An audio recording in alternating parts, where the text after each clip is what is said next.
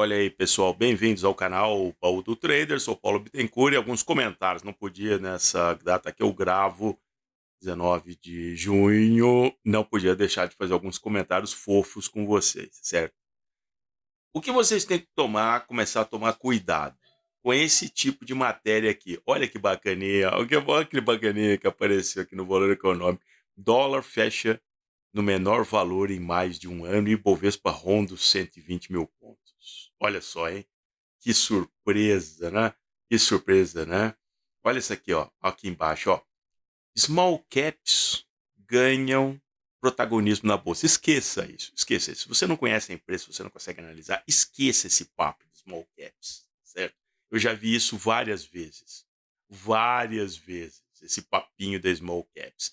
Elas são as últimas que sobem e elas são as primeiras que caem. Então, assim, se você realmente não consegue fazer uma análise profunda da empresa small caps, esquece. Pois é. Então, para aqueles catastrofistas, cadê aqueles catastrofistas? Cadê aqueles catastrofistas? Não, não, uma coisa horrorosa. Não, teve um grande evento e tal. E a bolsa, simplesmente. Aí você vai me perguntar: tá bom, Paulo, mas vou molhar o bico agora? 120 mil pontos? Eu molharia.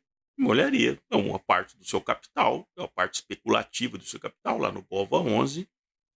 Aí você me diz assim: sim, mas ele vai subir até quando? Não sei.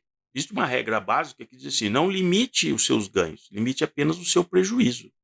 Você anota lá quanto você entrou, coloca um stop loss, né? A partir desse patamar de prejuízo eu saio. É uma posição especulativa. Ou você tem dúvida que isso será mais um voo de galinha? Um voo de galinha. A gente vive de voos de galinha. Só se você colocar o gráfico do Ibovespa. Procura colocar o gráfico do Ibovespa em termos mensais, para você ter uma visão mais distanciada dos fatos. Não é aquele cara que todo dia de manhã fica falando para você que lá na bolsa da China subiu 5, agora caiu 5 e tal. Ele deu algum direcional para você? Quando todo dia ele fala que subiu, caiu, subiu, caiu, subiu, caiu, ele deu algum direcional para você? Não. Agora nós temos um direcional. A bolsa é para cima. Até onde vai? Eu não sei. Eu não sei. Mas o importante é você já estar na posição. Eu sempre nas mesas de operação, nos locais que eu passei, a pergunta final, quando ia abrir o mercado, para todo mundo ali que estava filosofando, lendo jornal, tudo, eu assim: qual a posição que você toma? Você vai tomar uma posição hoje. Você vai fazer o quê? Você vai vender, você vai comprar o quê, você vai vender o quê? Toma uma posição, cara. Não fica nessa filosofando. Não, porque o jornal disse aqui, o Standard Poor's, Deus, que a nossa nota pode ser de estável para positiva. Sim, mas qual é a sua posição? Como é que você vai estar posicionado? Você vai estar comprado, vai estar vendido? Se você vai estar comprado, está comprado em quê? Se você está vendido em quê? Não fica filosofando. Por isso que o cara, eu sempre comento com vocês, eu adoro ver entrevista que tem em jornal e tal, no YouTube, entrevista com economista de gabinete. Economista de gabinete, ele está ali, um grande cara e tal, aí ele fala do negócio todo e tal, aquela coisa assim, mas você está fazendo o que no dia a dia? Você fez o quê? Que posição? Você trabalha em que mesa? Não, não, eu estou fazendo um cálculo aqui, porque se você olhar a taxa de juros de equilíbrio versus o câmbio, porque nos Estados Unidos, porque o prêmio, não sei o quê, é um filósofo economista. Não é um trader, não é um trader, certo? Então é isso que nós temos. Uma semana muito interessante.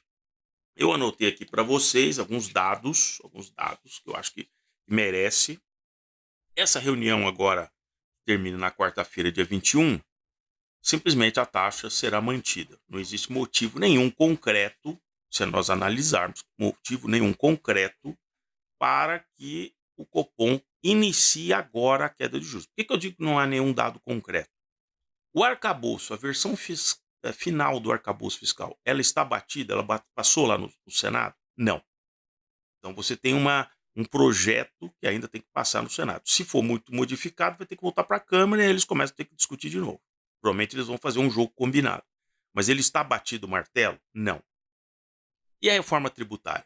Reforma tributária para cá, reforma tributária para lá, já está fazendo água, porque municípios e estados não estão gostando dessa ideia de perder, principalmente o ISS, o ICMS, para ficar tudo centralizado e depois ser redistribuído. Então isso é uma longa discussão que vai ficar para julho. Então se coloca no papel lá do presidente do Banco Central e os 8 diretores. Ele agora já vai dar um cheque em branco, começando a reduzir a taxa, que o núcleo da inflação está convergindo? Está. Mas já converge esse ano para a meta? Não. No ano que vem converge? Também não. Talvez no ano que vem ele fique dentro, como esse ano, talvez ele fique dentro da margem de segurança ali. Né? Então eles não têm nenhum dado concreto para começar simplesmente a baixar a taxa agora. Existem sinais positivos. A nota do Banco Central será provavelmente muito benigna, vai dizer que já existem condições, tal, mas ele sempre avisa antes.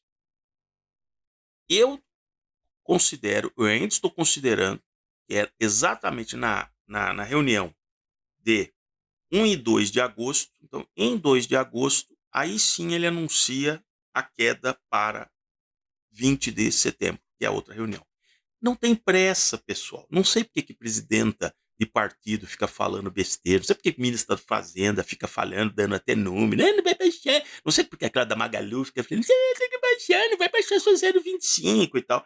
Nós temos, fora essa reunião agora dessa semana, nós temos mais 4 reuniões do Copom. A reunião de agosto, de setembro, de novembro e de dezembro. Tem 4 reuniões fora essa dessa semana. Para que a pressa?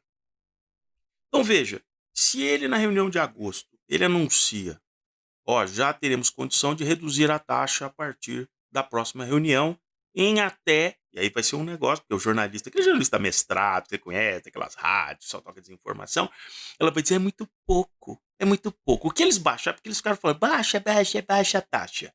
Quando baixar, aí eles vão dizer, baixou pouco. Então é bem provável que, fazendo uma análise, se o patamar está em 13,75, você vai começar a reduzir, é bem provável que ele começasse a reduzir em 75 bases, né?